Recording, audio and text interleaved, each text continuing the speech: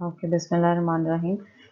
सो class हमने last lecture के अंदर ये डिस्कस किया था कि what are steady state error. So this is basically a continuation of the previous lecture. हमने प्रीवियस लेक्चर के अंदर स्टडी स्टेट एरर्स को डिफाइन किया था और अब हम नेक्स्ट अपनी डिस्कशन को कंटिन्यू करते हैं।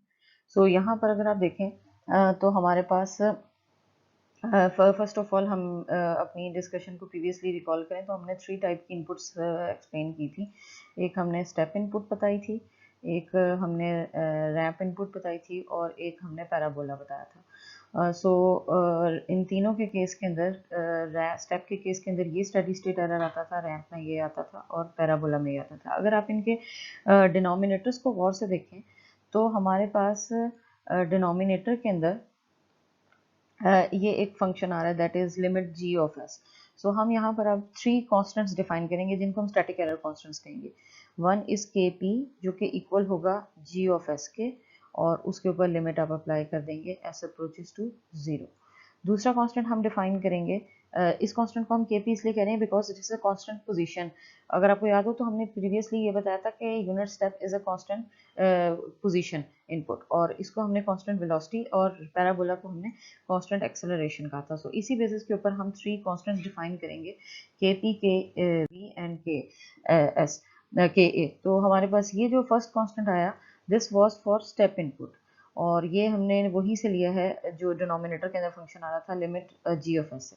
उसके बाद जो सेकंड कांस्टेंट आया है अगर तो ये वहीं से डिराइव हुआ है जो कि जब आपके पास रैंप इनपुट थी तो और ये वाला पैराबोला से आया। सो ये वही चीज़ें हैं। अगर आपको याद हो तो यहाँ पर अगर हम लिमिट जी ऑफ एस को के पी से डिफाइन कर रहे हैं तो इसका मतलब ये है कि आपके पास जो ई स्टेडी स्टेट एरर होगा that will get equal to 1/1 plus K P, क्योंकि उस फार्मूला के अंदर this thing was actually equal to K P. यहाँ पर आपके पास के पी की जगह ये वाली वैल्यू थी and the steady state error for the ramp input will be equal to 1 over kV and the steady state error for parabolic input will be equal to 1 over ka. So these are 3 important formulas जिसके अंदर अब हमने gain के बजाय g of s के बजाय steady state error को express किया है in terms of static error constants. So अब हम define करें static error constants. अगर आप यहाँ पर देखें तो हमने बेसिकली हमारे पास इस टेबल को हम अभी सिस्टम टाइप को डिफाइन नहीं करेंगे। यहाँ पर ऊपर आपको टाइप्स मेंशन की नहीं है लेकिन हम अभी फिलहाल टाइप को डिफाइन नहीं कर रहे। हम दूसरा इंपॉर्टेंट फैक्टर देख रहे हैं जो कि इनपुट के लिहाज से। सो यूनिट स्टेप अगर आपने अप्लाई किया तो आपके पास स्टेडी स्टेट एरर का फार्मूला क्या बनता है, ये वही फार्मूला जो मैंने पीछे लिखा था। ठीक है, सो आपके पास अगर सिस्टम की का फार्मूला फिलहाल हम इसको यहीं तक देख रहे हैं। उसके बाद जब आपने रैंप अप्लाई किया तो ये आपके पास के वी आ गया, ठीक है, और पैराबोला अप्लाई किया तो ये 1 ओवर के ए आ गया। ठीक है, सो अभी हम आगे सिस्टम टाइप को डिफाइन करेंगे लेकिन उससे पहले हमने ये 3 स्टैटिक एरर को कॉन्स्टेंट्स को एक्सप्रेस किया। उसके बाद यहाँ पर हम स्टैटिक स्टेट ये एक एग्जांपल है बुक के अंदर जिसके अंदर उसने उसको स्टैटिक एरर के थ्रू सॉल्व किया हुआ है। इसके अंदर अगर आप ये फर्स्ट टाइप देखें तो दिस इज बेसिकली ये वाला जो क्वेश्चन है इसके अंदर उसने आपके पास अगर आप इस सिस्टम को ऑब्जर्व करें तो ये सिस्टम विद नो इंटीग्रेशन है क्योंकि इसके अंदर कोई एस नहीं है डिनोमिनेटर में, यानी फॉरवर्ड गेन पाथ के अंदर देयर इज नो एस। तो this is a system with no integration, this is a system with one integration and this system is with 2 integrations. ठीक है, सो इस बेसिस के ऊपर हमारे पास स्टेडी स्टेट एरर की वैल्यू और K P K V constants की वैल्यू डिफरेंट होगी। सो हम सबसे पहले क्या करेंगे एट द वेरी स्टार्ट हम इसकी स्टेबिलिटी को चेक करेंगे। ठीक है जी, उसके बाद हम इसके अंदर हर सिस्टम के ऊपर स्टेडी स्टेट एरर को कैलकुलेट करेंगे। ठीक है, सो हम वो प्रीवियसली करते हुए आए हैं। सो हम यहाँ पर जस्ट उसको in terms of static error revise करते हैं। सो हमने यहाँ पर स्टेबिलिटी को आपने चेक कर लिया, इसको वेरीफाई कर लिया। उसके बाद आपने स्टेडी स्टेट एरर को कैलकुलेट करने से पहले आपने के पी, के वी और के ए की वैल्यू निकालनी है। आपको इन तीनों की वैल्यूज हमने अभी पीछे डिफाइन की हैं that this is actually limit S approaches to 0 G of S और this is actually equal to limit S approaches to 0 S G of S and this ka is equal to limit s approaches to 0 s square g of s.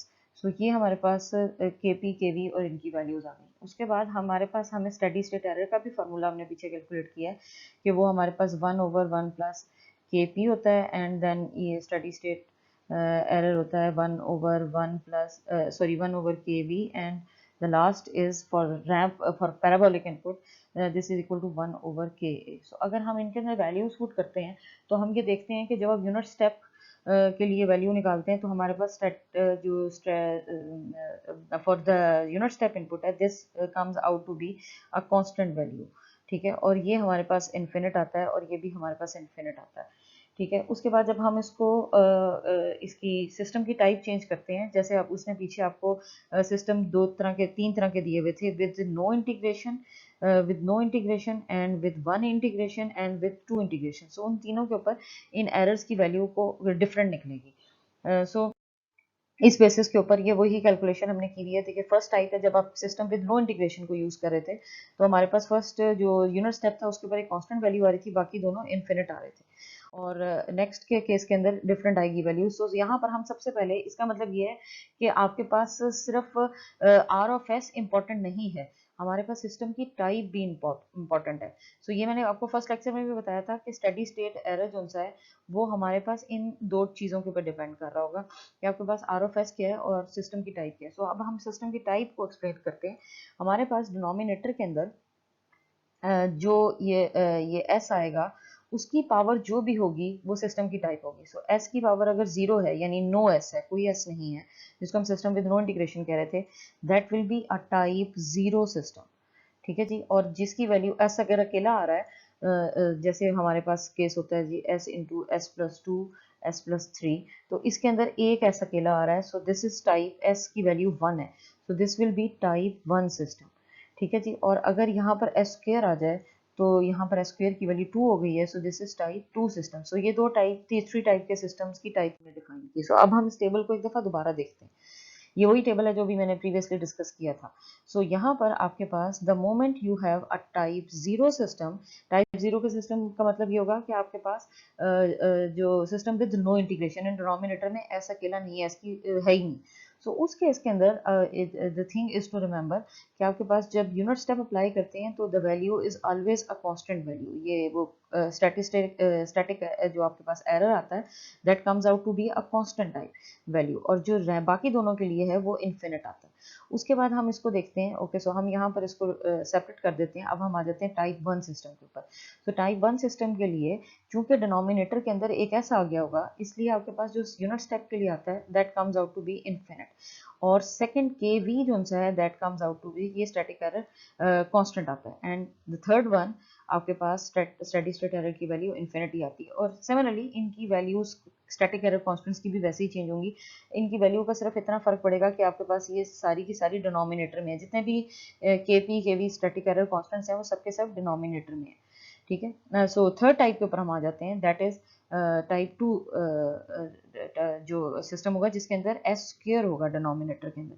सो उसके अंदर अगर हम देखें तो हमारे पास first के case के अंदर भी स्टेडी स्टेट एरर जो है that comes out zero, second के केस के अंदर भी ये जीरो आता है, और थर्ड के केस के अंदर ये एक कांस्टेंट वैल्यू आती है। सो अगर हम यहाँ पर एक जस्ट टू रिमेंबर हम यहाँ पर एक रूल बना लें कि हमारे पास जब आपके पास जैसे जैसे टाइप वेरी करती है तो उसके हिसाब से हमारे पास एक रूल ये बनता है कि जब आपके पास टाइप जीरो सिस्टम होगा तो आपके पास फर्स्ट केस के अंदर यूनिट स्टेप के अंदर एरर कांस्टेंट होगा, बाकी दोनों के लिए इन्फिनिट होगा। सेकंड जब आप फर्स्ट टाइप वन के ऊपर जाएंगे तो ऊपर वाला एरो आपके पास जीरो होता जाएगा और नीचे आपके पास सेकंड वाला कांस्टेंट हो जाएगा, and the next error will be an infinite. So ये कुछ ऐसे डायगोनल सा बनेगा, और द लास्ट केस के अंदर जितने भी ऊपर वाले एरोज होंगे वो जीरो हो जाएंगे क्योंकि इसकी वैल्यू को अप्रोच जीरो कर रहे होते हैं। सो कुछ इस तरह से हमारे पास सिस्टम की टाइप के अकॉर्डिंगली टेबल बनता है। सो इसकी बेसिस के ऊपर उसने ये स्किल असेसमेंट एक्सरसाइज दी है जिसमें एक आपको सिस्टम दिया हुआ है। सो ऑब्वियसली आपने सबसे पहले क्लोज लूप सिस्टम की स्टेबिलिटी चेक करनी है, अगर वो स्टेबल है तो हम आगे प्रोसीड करेंगे। उसके बाद हमें यहाँ पर नजर आ रहा है कि ये कौन सी टाइप का सिस्टम है, it has no S in the denominator, so this is type zero system. So type zero system के बारे में हमें ये बात अच्छी तरह याद है कि सिर्फ यूनिट स्टेप के ऊपर ये कांस्टेंट वैल्यू देता है, स्टेप इनपुट के ऊपर ये कांस्टेंट वैल्यू देता है, और एरर एल्स ये दोनों केसेस के अंदर, बाकी दोनों केसेस के अंदर इन्फिनिट होता है। सो टाइप 0 सिस्टम है, दैट्स वाई आप सिर्फ इसके अंदर केपी निकाल सकते हैं, केवी और के ए की वैल्यू 0 ही आएगी। सो यहाँ से आपके पास steady state error first case के अंदर, यूनिट स्टेप के केस के अंदर तो आएगा, बाकी दोनों के केस के अंदर इन्फिनिट आएगा। इसका सोल्यूशन तो फिंगर टिप्स पे इजीली सॉल्व हो जाता है। ओके, सो यहाँ पर उसने ये बताया है कि आपके पास ये एक सिस्टम दिया हुआ है जिसके अंदर उसने एक के की वैल्यू दी हुई है। अगर आप फॉरवर्ड गेन के अंदर देख रहे हो तो यहाँ पर एक के लगा हुआ है। सो यहाँ पर उसने ये कहा है कि आपके पास ये सिस्टम जो है, और अगर आप इस सिस्टम की टाइप, सबसे पहले आपने सिस्टम की टाइप देखनी है। सिस्टम जो है हमारे पास टाइप 1 का सिस्टम है।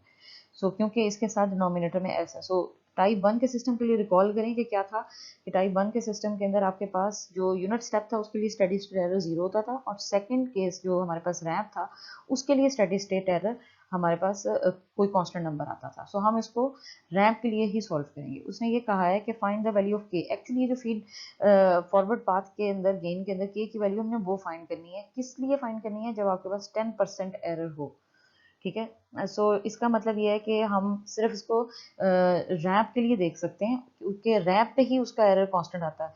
बाकी दोनों पे तो इस स्टेप के ऊपर वो एरर 0 देगा क्योंकि टाइप 1 सिस्टम है, और जो पैराबोलिक है उसके लिए वो इन्फिनिटी देता है। सो हम यहाँ पर सबसे पहले आर ऑफ एस डिफाइन कर लेंगे, that R of S will be definitely a ramp. ठीक है जी। सो उसके बाद हम कहेंगे जी कि स्टेडी स्टेट एरर की वैल्यू को क्या होना चाहिए, 0.1, 10% होना चाहिए। सो इसको हमने 0.1 लिख लिया, और हमें ये पता है कि स्टेडी स्टेट एरर एक्चुअली किसकी इक्वल होता है, 1/kv के इक्वल होता है। सो यहाँ से हमने इसकी वैल्यू को ड्राइव किया तो हमारे पास k की वैल्यू कुछ ये निकल आती है। ठीक है जी। इसको हमने एस जी ऑफ एस करके सब्सटीट्यूट किया, और इस तरह से हमने फंक्शन की वैल्यू को पुट कर लिया एस अप्रोचेस टू 0 करके। सो अकॉर्डिंग टू, वो कहता है कि अगर हम k की वैल्यू को 672 पुट करें तो वो कहता है ड्रूथ हर्विट्ज क्राइटेरिया के accordingly the system is stable. लेकिन अदर जो इसके साथ ट्रांजिएंट रिस्पॉन्स के प्रॉब्लम्स आएंगे वो अकर हो सकते हैं इसके अंदर। ओके, सो ये उसने एक और एग्जांपल दी हुई है, एग्जांपल 7.6, जिसके अंदर उसने ये डिस्कस किया हुआ है कि आपके पास ये वही वाली एग्जांपल जो प्रीवियसली एग्जांपल हमने डिस्कस की है, वही एग्जांपल है। उसके बाद नेक्स्ट हमारे पास एक स्किल असेसमेंट एक्सरसाइज, उसको आप प्रैक्टिस कर लीजिएगा। Okay, so the next important topic is steady state error for disturbances. So first of all हम ये clear करेंगे कि what actually is disturbance. So disturbance हमारे पास any unwanted signal, जो हमारे पास literal meaning in English होता है कि उसको हम disturbance कहते हैं। So जब भी कभी feedback path के अंदर disturbance अकर हो तो हमारे पास उसको encounter करने का तरीका क्या होगा। यहाँ हमने word लिखा है encounter। encounter का मतलब ये है कि आपके पास feedback पाथ की, फीडबैक सिस्टम की ये स्पेशलिटी है कि जब भी उसमें डिस्टर्बेंस आती है तो वो उसको इग्नोर करते हुए सिस्टम वैसे ही परफॉर्म करता है जैसे वो विदाउट डिस्टर्बेंस कर रहा था। ठीक है। ये फीडबैक पाथ को हम बेसिकली यूज ही इसलिए करते हैं कि हमने ये जो डिस्टर्बेंस सिग्नल एक्सटर्नली आ गया कहीं से बाहर से, ये इसका इफेक्ट खत्म हो जाए और सिर्फ किसका इफेक्ट रहे, आर ऑफ एस का इफेक्ट रहे। ऐसा कैसे हो सकता है, इसको हम देखते हैं। सो यहाँ पर उसने यहाँ पर अगर आपको वो नेटवर्क को हम गौर से देखें तो हमारे पास जो नेटवर्क बन रहा था वो कुछ इस किस्म का बन रहा था कि हमारे पास एक से G1 था गेन, और दूसरा गेन हमारे पास G2 आ रहा था, जिसके बीच में एक डिस्टर्बेंस सिग्नल ऐड हो गया था। सो अब हमारे पास बाय मेथड दो टाइप के सिग्नल्स आ रहे हैं, दो इनपुट्स बन रही हैं, एक डी ऑफ एस बन रहा है, एक आर ऑफ एस बन रहा है। ऑल्दो कि डी ऑफ एस डिस्टर्बेंस है लेकिन इनपुट तो है। सो हम यहाँ पर ये G2 कह देते हैं, और ये फीडबैक पाथ लगा हुआ है जो कि इधर इस समिंग जंक्शन पे ऐड हो रहा है। सो और यहाँ पर हम C ऑफ S ले रहे हैं। ठीक है जी। सो चूंकि आपके पास दो इनपुट्स आ रही हैं तो आप रिकॉल करें कि आपके पास इलेक्ट्रिक सर्किट्स के अंदर जब दो सोर्सेज लगी हुई होती थी तो हम उसको कैसे सॉल्व करते थे, हम उसको सॉल्व करते थे बाय सुपरपोजिशन। सो आप यहाँ पर भी सुपरपोजिशन का रूल अप्लाई करेंगे। सुपरपोजिशन का रूल ये कहता है कि आप सबसे पहले सॉल्व करें सिस्टम को आर ऑफ एस से, और इस टाइम आप इग्नोर कर दें डी ऑफ एस को। तो सिस्टम को जब आप आर ऑफ एस से सॉल्व करते हैं तो उस टाइम आपके पास सिस्टम के अंदर की वैल्यू क्या आएगी, सी ऑफ एस क्या आएगा। सो हमारे पास जो आउटपुट आएगी सी ऑफ एस, उसकी वैल्यू आएगी एरर सिग्नल। यहाँ पर एक एरर सिग्नल आ रहा होगा, इधर प्रेजेंट होगा। So E of S into R of S, ठीक है जी, E of S into G1 and G2 of S, sorry. So error signal हमारे पास मल्टीप्लाई होगा E of S into G1 and G2 of S. ये input आ रही है हमारे पास आर ऑफ एस की वजह से, जो ये आर ऑफ एस लगा हुआ है। अभी हमने डिस्टर्बेंस को क्रॉस किया हुआ, अब हम आर ऑफ एस को क्रॉस कर देते हैं और डिस्टर्बेंस को अलाउ कर देते हैं, तो ये इनपुट बन जाएगी और आपके पास ये जो G2 है this is being multiplied by D of S। So यहाँ पर आपके पास प्लस होगा D ऑफ S क्योंकि डिस्टर्बेंस इनपुट बन गई है, so that is being multiplied with G2 of S, और आपके पास ये दोनों इनपुट बन जाएंगे, that will be equal to C of S। So basically हम ये दोनों की आउटपुट निकाल रहे हैं। सो ये वाला जो इक्वेशन बन रही है this is because of R1 and this is because of D। तो ये दोनों इनपुट्स की वजह से हमने बाय सुपरपोजिशन निकाल लिया। इसको हमने सब्स्टिट्यूट किया अपनी आउटपुट की इक्वेशन के अंदर, तो हमारे पास एरर सिग्नल की वैल्यू कुछ इस तरह से आती है। ओके, सो हम यहाँ पर इसको सिंप्लीफाई करते हैं ज़रा।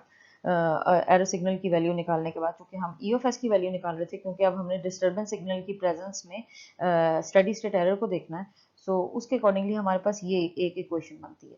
ये वाली जो पार्ट आ रहा है this is because of R of S, यहाँ पर हमने इनपुट लिखी हुई है। अगर आप स्टेडी स्टेट एरर की वैल्यू, स्टेडी स्टेट एरर का बेसिक फार्मूला रिकॉल करें तो वो हमारे पास था 1/1 plus G H, 1/1 plus g of s और लिमिट s अप्रोचेस टू 0, और यहाँ पर ऊपर r ऑफ s आता था।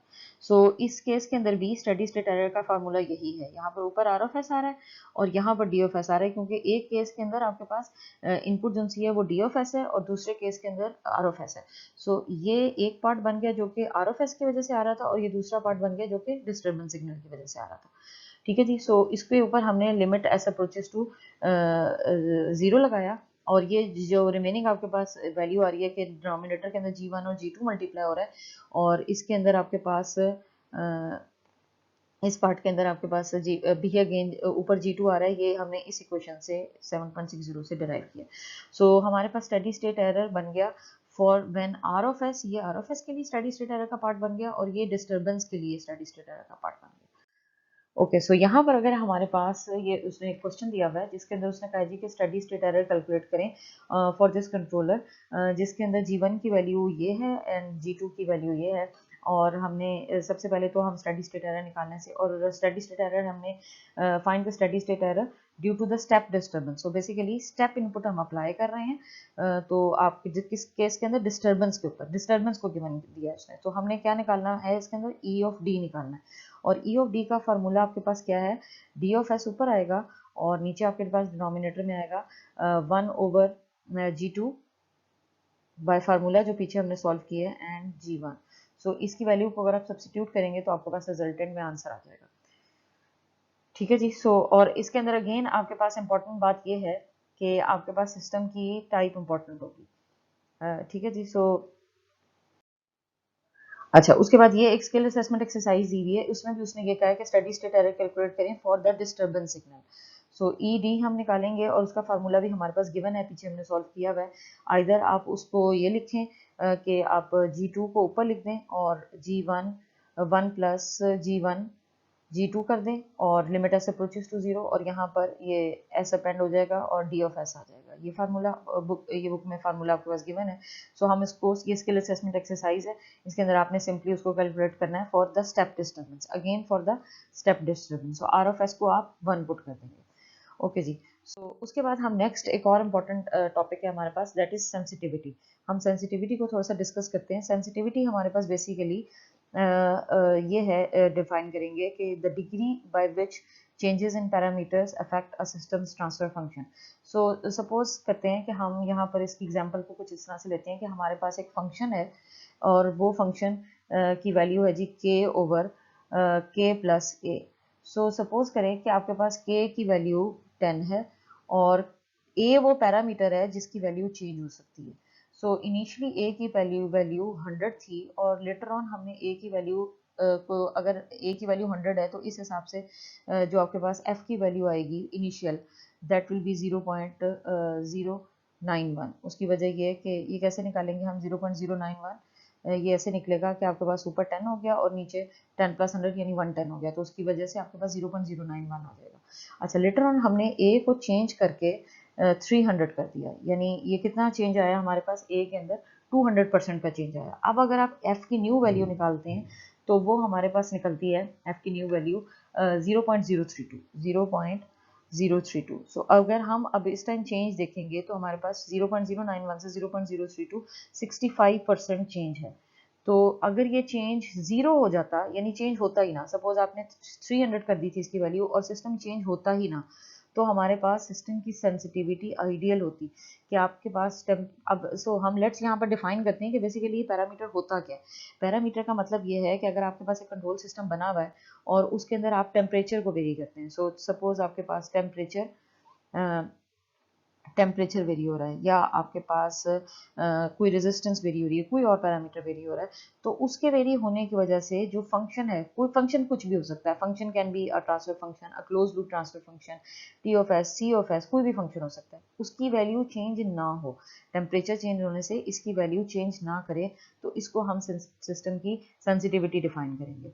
ठीक है, सो अगर वो चेंज हो गई तो डेफिनेटली वो उस हिसाब से सेंसिटिविटी होगी। सो यहाँ पर अगर आप इसका फार्मूला गौर से देखें तो it is a fractional change in the function.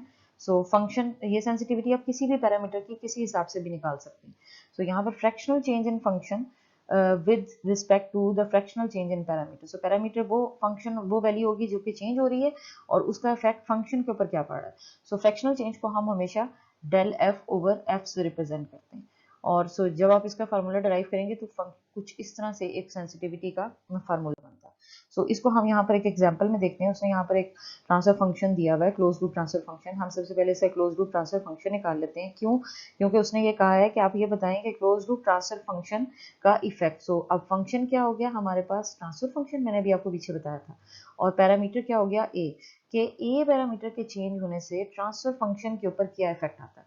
सो जिसके ऊपर आप इफेक्ट देख रहे होंगे वो आपके पास फंक्शन होगा, यानी आपके पास सेंसिटिविटी होगी टी का इफेक्ट और ए का इफेक्ट ऑन टी। सो आपके पास अकॉर्डिंग टू फार्मूला ये कुछ इस तरह से निकल आएगा। ओके जी, सो सिमिलरली यहाँ पर भी आपको एक और एग्जांपल दी हुई है जिसके अंदर उसने के का इफेक्ट देखा हुआ है ऑन स्टेडी स्टेट और स्टेडी स्टेट एरर के ऊपर। सो हम स्टेडी स्टेट एरर का पहले फार्मूला लिख लेंगे, उसके बाद हम उसको सेंसिटिविटी के फार्मूला में पुट कर लेंगे। ठीक है जी, सो ये हमारे पास सेंसिटिविटी थी। रिमेनिंग इस चैप्टर का हमारे पास सिर्फ एक ही टॉपिक रह गया जो कि स्टेट स्पेस के ऊपर है। उसको हम नेक्स्ट क्लास के अंदर डिस्कस कर लेंगे। ये एक स्किल असेसमेंट एक्सरसाइज है जिसको आपने प्रिपेयर करना है। Thank you ji.